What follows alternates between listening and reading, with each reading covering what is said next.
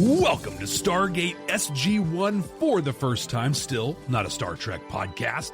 My name is Jeff Akin, and I'm watching Stargate SG-1 for the first time. And I'm Brent Allen, and I'm watching Stargate SG-1 for the 47th time. Jeff and I are two veteran Star Trek podcasters, which is why we've already thrown a Star Trek reference into this show.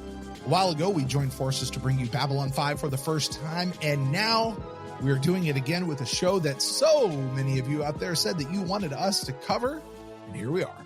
So now we're giving SG-1 the for the first time treatment. What that means is that I'm going to be watching this, me, for the very first time. You get to join me and maybe experience some of those first time memories that you had so many years ago. And while I can't watch this for the very first time because I've seen this show a lot, I am going to be doing something for the first time watching it on this particular watch through, which is looking for those sci-fi messages that we love so much in the for the first time world here. You know, those messages that hold up a mirror to society, give us hope that things can be better in the future, or just tell us how to be better human beings to each other. And I got to tell you, Jeff, I really didn't think the show would be chock full of them, but oh my, so far they really have been. We got some really good stuff so far. Yeah. But even through that stuff, emphasis on the sci-fi messages, because this, Brent, is still not a Star Trek podcast. So here on the For the First Time properties, we enjoy playing games. And one of our favorites is the Rule of Three. The Rule of Three is a game that limits us to no more than 3 references to Star Trek per episode. That's it. 3. 1, 2, 3. No substitutions, exchanges, every. And every time we make one of those references, you're going to hear this. But, you know, Jeff, we are now Babylon 5 podcasters, or at least we're burgeoning Babylon 5 podcasters, which means that kind of stuff is on the tip of our tongues. So it's also quite likely we're going to catch some Babylon 5 references. And when we do that, you're going to hear. Oh, yes. Brent, we are about to get into the 12th episode, our 11th episode, Stargate SG-1, Bloodlines. Mm-hmm. We came off a banger from last week, an incredible episode. This one's got a high bar, big shoes to fill. Why don't you tell us about this one? This episode is the 12th episode titled Bloodlines, original air date October 7th, 1997. Today's episode is going to feature the first appearance of several characters, Jeff, that we're going to come to know and love over the course of the show. You'll meet them in due time. And with that, that's really all I got on the preamble here, Jeff. So with that, Jeff, why don't we just jump into this episode? There's really nothing extra to talk about. Hey, if you folks out there are just joining us for the first time, Jeff and I are going to watch this episode right now. If you're watching us on YouTube, you're going to get the reaction video. If you're watching us on Patreon, you're going to get the full unedited reaction video, which is pretty dope. And if you're listening to us on one of those great audio podcast apps like Good Pods or Apple Podcasts or anything like that, you're about to hear a big whoosh or some other noise, and then come back and hear our thoughts after the episode. That's where I'm going to share my first time experience, and Brent is going to share any of those sci-fi messages that happened to be in this episode. So Brent, let's dive in. Let's do Bloodlines. Chevron 7 locked.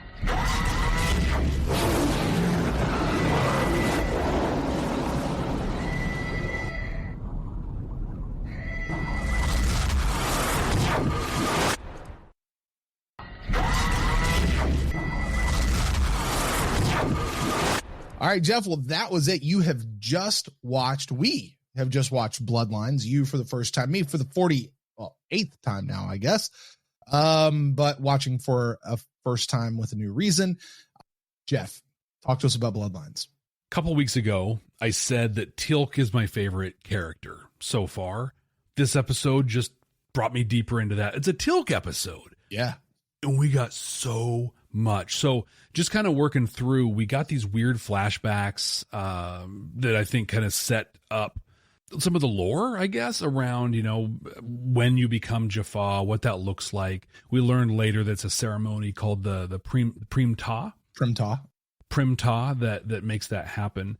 In that initial stuff, we learned that, one, there's a group at Langley that wants a Goa'uld that they can study. And to help make that happen, they're trying to develop a drug that'll rebuild Teal'c's immune system up so they can take his Goa'uld out. I felt like they could have used some more exposition a little bit in the episode. Like I had to string some stuff together a little bit, but I'm sure that's some stuff around that'll come up again. But wow. So it's been 6 months since Tilk took off from Chulak, and they've been here before. A lot has happened in that time. We learned he's got a kid, Raytak. No. Rayak. Yeah. Ryak and Braytek was oh wow. Ryak is his son. Mm-hmm. Braytek was his first master, his first Jaffa teacher. Yes. Well, by the way, sir, it is Master Braytek. Master Braytek, a man of 133 years old. Yes. Give him his respect. That man's been around for a while. Oh, a little bit. He's got a couple years under his belt. And Drayak is his wife. Yeah. We didn't know he had a wife or a kid. Now we've met them. So the whole thing was really predicated on, like, the whole reason this happened was Tilk wanted to go there to stop the Primta for Ryak. Wow. You'll get there. These names, these are not easy. These aren't easy. Right. But yeah, that's kind of what we got. We learned that this Primtak's a big deal, that the priests carry the Goulds, little Gould larvas and pieces. They have sepulchers that they keep them in. It's very sacred stuff. And the families of Chauvin, the traders, and other people, I'm assuming, become outcasts. They live in these camps outside the cities in Chulak. So if I may on that, I mentioned in the show, it's the first time I've ever noticed the staff of the Chauvin sitting in the middle of the camp. Like at first I was kind of looking, is this just outside of Dryak's home? Because she mentioned even among the outcasts, they are outcasts. Mm-hmm. And it actually just makes me wonder, like, what makes people outcast to go in here? Is it being some sort of a traitor, some sort of a whatever, to where all those people are considered traitors, but to do what Teal'c did? That, like, is it really that much more different? Or is there another reason? Because that staff was right in the middle of the camp. So I don't know the answer to that, by the way. I'd say we know that the Gould are gods. They see themselves as gods. They present themselves as gods. People believe that they are gods. And a pretty common theme in most religion when it comes to gods is there's a mechanism where you do wrong by that god and they shun you. They kick you out. They somehow, you're somehow separated, from the rest of the faith community or whatever. And so I got to wonder, like, there's the Teal'c level of Chauvin, which is like ultimate, he's blaspheming. He's actively fighting against them. He's literally living on another planet. But what are the other levels that you can be Chauvin?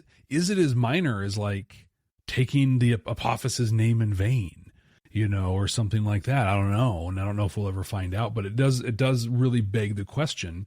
There's a lot of Chauvin, it seems like. So what happened? And then on top of that, how'd they get there? And are they all traitors, or what makes you an outcast, I guess, is really kind of one of the big questions out of it. Yeah. Oh, so Ryak has scarlet fever. Yeah.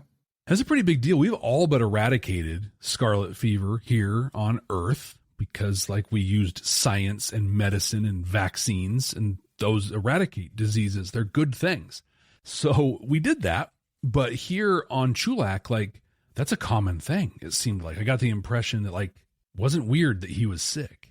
I love the storytelling device. Like, I'm coming here to stop him from having this Primta, because just in case you missed it, Jaffa have their own immune system. It just gets obliterated once that Gould comes inside. So if Ryak never has a Gould attached to him, he's just going to go through life with a normal immune system. Cool. They can't take out scarlet fever though, which they're going to need. So the idea that he needed the Gould just to survive, like, that's something else. I will say this. I could not look at somebody suffering from scarlet fever and be like, I know scarlet fever when I see it. I know, right? I didn't know that. Also, I happened to look it up while the episode was going. Do you know what antibiotics we use for scarlet fever? I don't. Good old $4 amoxicillin. Look at that. We use that for everything. Literally the medicine for all kids everywhere for everything. Yeah.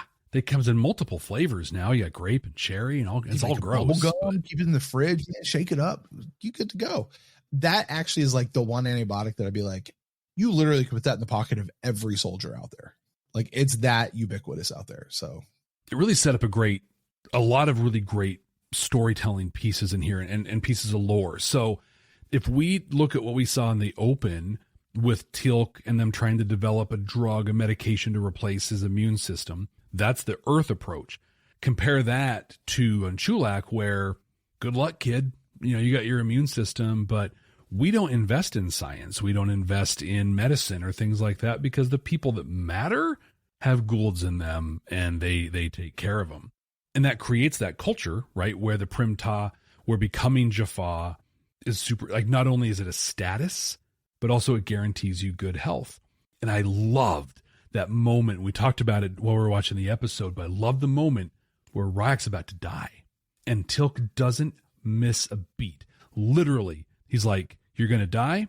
I know how to save you. And he's going to take his Gould and put it into Ryak, which one sacrifices him. Pretty big deal.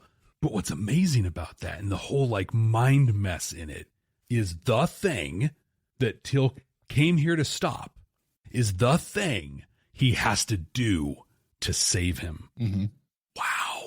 Wow.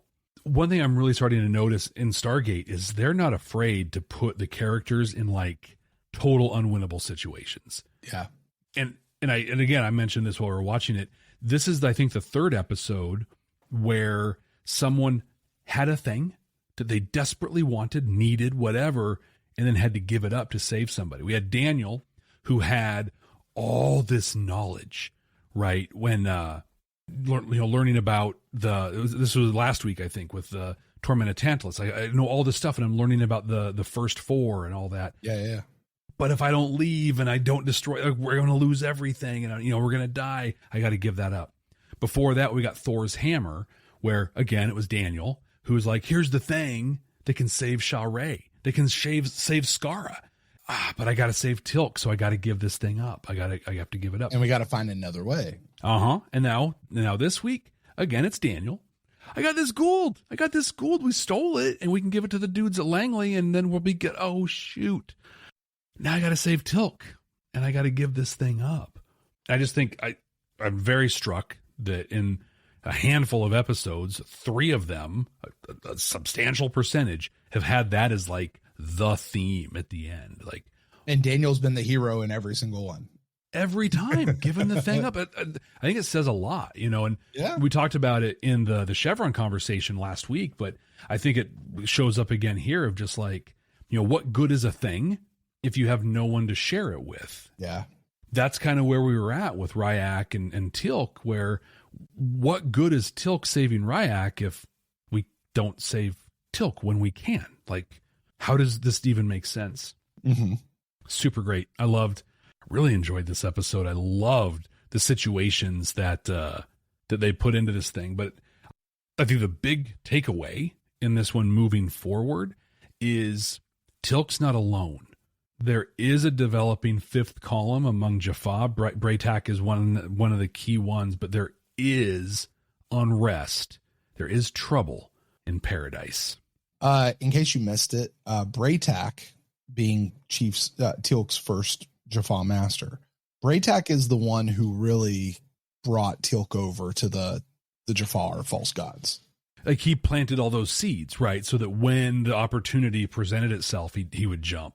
Like Braytak, I got the impression this has been a long time for Braytak. Like he's really seen this like this for a long time. Yeah, but he's well respected. He's got status, and so he's having to really keep it. He's had to play this game his whole life. And he's been sowing and planting and watering and keeping and tending, but he's not the guy to push it forward. It's somebody else, which is an interesting lesson. That's an interesting deep dive that is not necessarily in this particular episode, but and when you think about it, that's an interesting talk.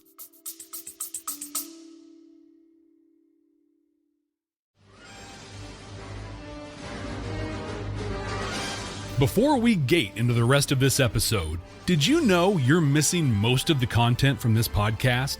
Stargate SG-1 for the first time has an active and exciting Patreon that you can join right now by clicking the link in the show notes. Not only will you get access to the full, unedited podcast and reaction videos, you'll also be able to join a growing, vibrant maybe even an intergalactic community.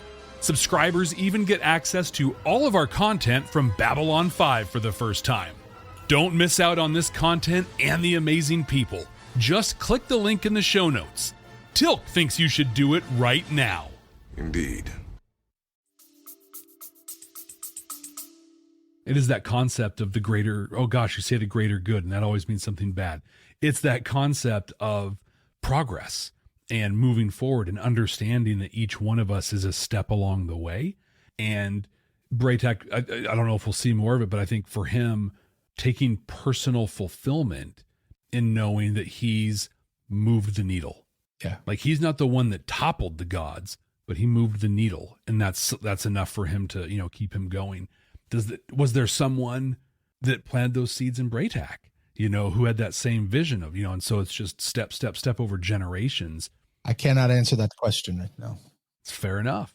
But what we know is those seeds have paid off. Tilk's doing the thing, and Braytek's continuing to train and plant those seeds of false gods. So that's it for my first time reaction on this one. Brent, what did you get for sci-fi messages in this one? Well, but before we go on, I didn't catch any For Crying Out Louds or Daniel death themes or anything else. So same. We're not adding to that. There. Okay. This was an interesting episode. There was a really clear, you could pull this straight out of Gene Roddenberry's script. Like DC Fontana writes this script where Daniel's walking away from the little sepulcher pool pond thing, and he's about to turn around and shoot him, and Sam just looks at him and says, if you kill them when they're this vulnerable, then we are no better than the Gould. And Daniel goes, yeah, you're right. Turns around, takes 3 steps back, and then turns around and shoots the hell out of it. And he's like, whatever. Right? And here's the thing. I do not believe that this is the thrust of the episode. It is something to pull from it. Like, it is so bonk you over the head. You can't miss this particular line. Right? But the thing is, I don't know that I agree with it. Like, is there a possibility for these larvae to grow up into Gould and not be bad? Okay.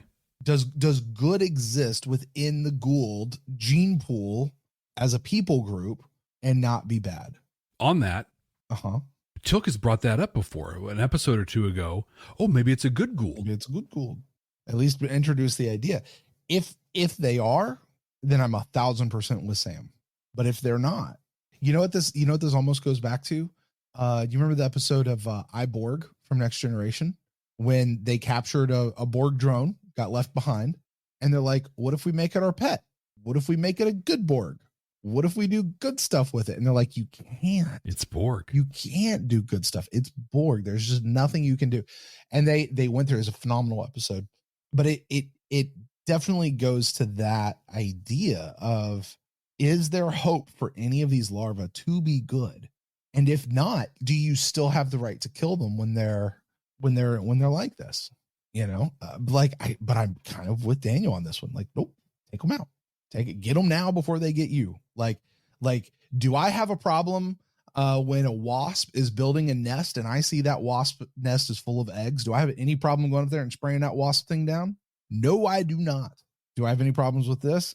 Honestly, no, I don't. But these guys, these larvae might be a little more sentient than that wasp up there. Maybe, possibly. I don't know. Maybe.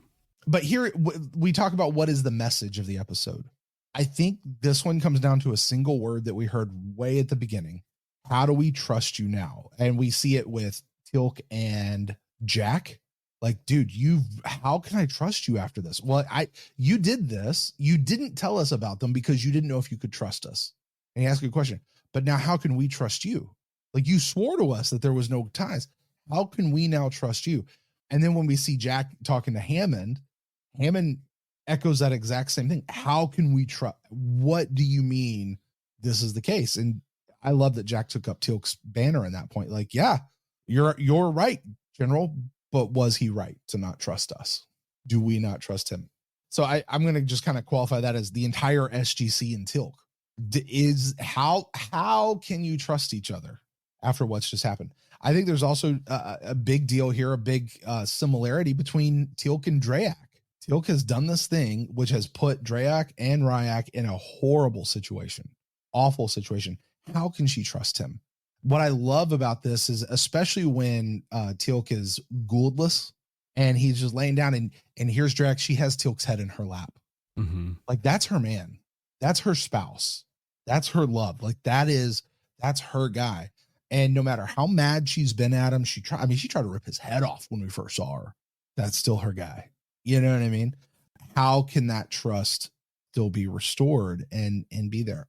I don't know that this, I think this is another one of those examples where they sort of put it out there, but then they didn't really discuss it. They didn't really kind of go back and forth with it, because there could have been like a piece of, how do you trust? You got to be vulnerable. You got to tell each other. You got to bring each other into your confidences. You've got trust. Trust is something that you have to decide to do. Like, I'm going to trust you regardless of that. I trust your heart. I trust your motives, that you're not against me. And even if that means that even if you put me in a compromising situation, that doesn't mean that I've lost all my trust. That doesn't mean that I have to stop trusting you. And you and I were having a conversation not too long ago, almost about this rule of not assigning motives to people. Right. I trust your heart. You know, when things happen, well, why did he do that? Why did he say it with that voice? What did he really mean when he did that?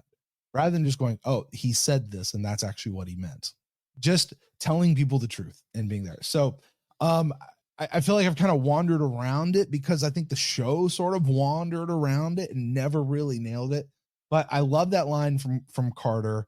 I do think that this idea of trust, when we see it displayed in a few different, and then here's another one between Teal'c and Braytak, and that trust was as rock solid as it's ever been. There was no barriers there. And then you even maybe look at Teal'c and Ryak. I mean, Ryak's his dad. That's just his dad. He's gonna do whatever his dad says. Did you see the eyes he looked at with his dad? Like, man, that's great. I'll do whatever he says. Yeah, that's my dad. So I'm gonna rate this on a scale of 0 to 5 chevrons as to how strong the message is. I didn't think the message was very strong. Now I'm just rating the message. I'm not talking about the quality of episode itself. You're going to do that in just a moment, but I'm going to give this one 1.5 chevrons. I think that's a good rating, really, because I think really looking at the Dryak and Teal'c piece, we talked about this during the episode where she really came across as a true believer when Teal'c first showed up. You know, she was furious. She went out of her way to find a Gould so that, Ryak could go through the Primta. And we were led to really believe that she hated him, despised everything that he left for them. And she was trying with all of her heart to get back in the God's good graces. Mm-hmm. The episode kind of continued, and there were these little moments, where we learned more, but I felt like there was never the moment where she was like, bro, I've been having to keep this facade up for a long time. It was literally, like you said, just like from hate to we got to save our kid to, oh my gosh, I'm going to lose you and I've loved you this whole time, and right. It works at a narrative pace, like you can track it, but to really pull that message of trust out of it doesn't come. Because I think when I think about establishing trust, I think about risk. In order for me to help you trust me, I have to take a risk, share a thing. Offer a thing, and that risk might just be the risk of rejection. That risk might be really serious where I'm sharing a thing or putting my safety in your hands. But without risk, there can't be trust. And we saw that with Teal'c. There was a risk.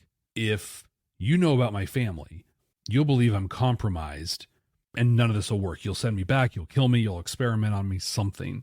So for him to open up and show that, and Jack picked this up, when he asked, he's like, hey, how can we trust you now? And again, the episode didn't show this, but we saw the result of it. Teal'c was like, I'm imagining Teal'c was like, hey, I'm telling you now, taking the risk, my man. We had spent time together. I have a level of trust. Now I'm going to take a risk and hope that develops more trust. But yeah, I think just like in your explanation, I had to piece a lot of that together. It was in the episode, but the episode didn't show it. So I rated it 1.5 chevrons. You, my friend, get to take this episode and place it in the 100% completely accurate, definitive ranking of season 1 of Stargate SG-1. Jeff, our top 5 for the season. I'm going to go bottom to top this time. I'm going to start with number 5. Our number 5 episode is The Broken Divide. Number 4 is Brief Candle. 3 is Cold Lazarus. 2 is The Nox. And 1 is Torment of Tantalus. There's a few others below that. But Jeff, where do you place Bloodlines? I'm really curious to see about this, because when you do this, I don't want to influence your opinion, but I'll tell you where I place this one as soon as you're done with your ranking. I loved this episode. At this point in SG-1, I feel like if you want Jeff to like this, make it a Tilk-centric episode. I love learning about his history. I love having him on screen. I love the character. I like the depth that they're giving him and his story. It's very interesting stuff. This added to it also really getting more of an insight into the Gould and understanding that a little bit more. Plus, it was good TV. Like, it was a good episode that had action. It had humor. It had messages. Like, it had all the pieces, and it was a really good time. Is it Torment of Tantalus good? No, it is not. Right. It's also not First Commandment or Emancipation bad. So, right. And so I'm really landing in this 5-6 area, Broken Divide, Children of the Gods for me. And I feel bad that, like, I feel bad putting things on top of Children of the Gods, because, and we talked about this before, probably the greatest series opener to date, for television out there to date when this came out, right? Like, so good. But then I think about The Broken Divide, which is a good episode that offered up a lot of really big stuff. I mean, just thinking about the Touched and all that stuff. But my ultimate test on this is what episode did I enjoy, or what episode made me feel? And I would watch it again. In between Broken Divide and Children of the Gods, Bloodlines wins, and it's going to be our new number 5. Wow. Okay. All right. Well, that is 100% accurate, immutable, definitive. It is. But I'm also curious where in the other not so definitive list you would have put it. I got to be honest. This is an episode that I'm okay to watch. I'm also okay to skip. Huh. It's not one of my favorite episodes. This, to me, if I were to place it in this ranking, I would put it, you're right. It is, there are tiers to this list. There's First Commandment and Emancipation, which are awful. Yeah. Awful episodes. Regret making those episodes. And then there's just cream of the crop episodes. Torment of Tantalus, The Nox. I would not have placed Cold Lazarus up there, but I understand why you did. Personally, I like Thor's Hammer a lot, but as I've said, I don't know if I like it because of the merits of its episode by itself or because of what I know comes later, right? I can't separate those in my mind right now. Children of the Gods it's a phenomenal series pilot. Like, so those to me are just so well done episodes. Can watch those. And then there's this middle set of episodes that are great season 1 episode. You take this and put it in season 1 of any sci-fi show of the 90s, and this is a standout episode from that season. Because let's be honest, first season episodes are not always the best. So to me, this is like a 7 or 8 episode. Like, even just sticking with our ranking here, which has Children of the Gods at 6, Thor's Hammer at 7, Enemy Within. I would put it above Enemy Within. I would put it personally, I would put it above Cold Lazarus. I'm not a huge fan of that episode, but I get why you put it up where you did. I just wouldn't put it up that high because I don't want to watch it, because I'd never want to watch it again. Right. Yeah. Right. But if I'm looking at Broken Divide, Brief Candle, I'm going to watch those before I watch Bloodlines because I just enjoyed those episodes.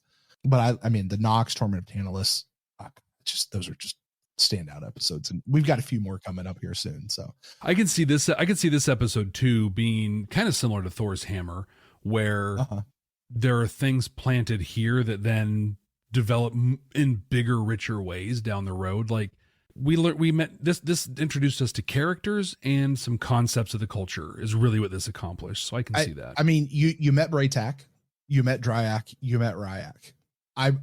I have no problems telling you, you will see all three of those characters again. Cool. They are not one and dones. You will see them again.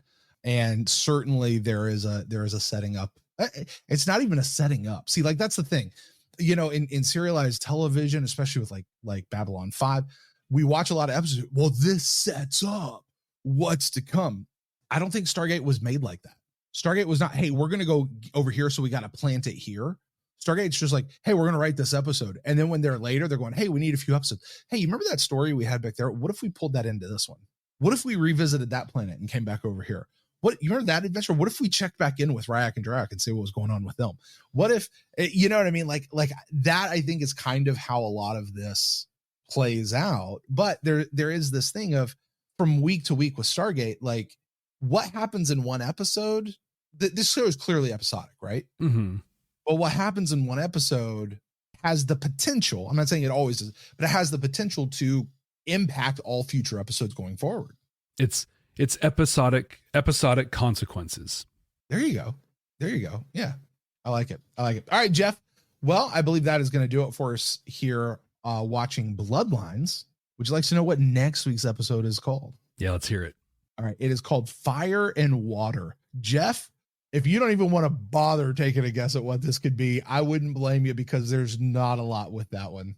But go ahead so we can all laugh at you. Well, let's have a question about, is there any music in this one? No. So it's not like a song? Earth and wind are not a part of it. No. I was going to say it's not a song of fire and water. Ice. No. Sorry. I have a hard time not going to fire and ice on this one. Yeah, I don't know. Fire and water, hot and cold, conflicting something. I can't even get specific. There's nothing to this one, right? Like, I'll tell you what, super excited to find out. Listen, here's what I'll say. This one, I don't mind doing this. I really don't mind doing this.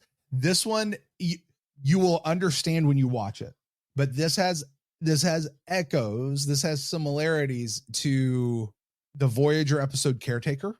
Mm-hmm. And what was the pilot of Next Generation? Encounter at Farpoint. That right there. Okay. I'm just going to set those two out there for you. And maybe not even Encounter at Farpoint. I was hoping we were going to get some Groppler Zorn into this. No, we're not. Sorry.